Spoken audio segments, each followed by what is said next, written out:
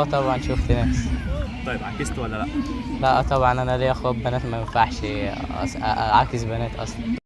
لا ماليش في الحاجات دي، مش بشرب ولا كده. طب شفت حد بيسرق قدامك؟ لا ما شفتش. طب بتعاكس ولا لا؟ لا بعكس، ده هما اللي بيعكسوني.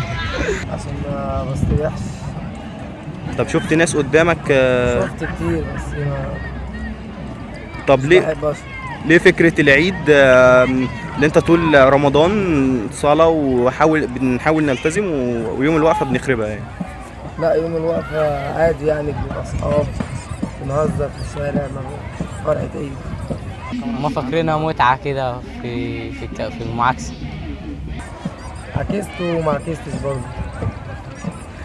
لما وكده ناس بتعاكس بنهيس بنهزر، لكن احنا بنيجي نقضي يوم جميل بس.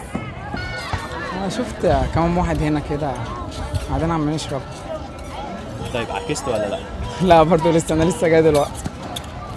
طيب شايف الناس بتعاكس ليه او فكرة المعاكسة اصلا؟ عادي فكرة المعاكسة يعني، تلاقي واحد ماشي كده يلاقي واحدة ماشية يغلس عليها، هو قصد ان هو يغلس من الاخر يعني. ناس كتير بتشرب سجاير. عندك في المنطقة ولا هنا ولا فين؟ هنا ولا في المنطقة ولا فين؟ انا كنت راكب توك توك وشفت واحد بس ما كنتش اعرفه يعني، عادي زبون. تفتكر ان ليه الناس بتستبح ليلة العيد؟ تفتكر ليه الناس بتستبح ليلة العيد؟ عشان تبقى فايقه للشغل وبيعملوا دماغ، بس هما بيفكروا ان هو اصلا حلو كده، بيقول لك ده بيعمل كيف ولا بيعمل اي حاجه.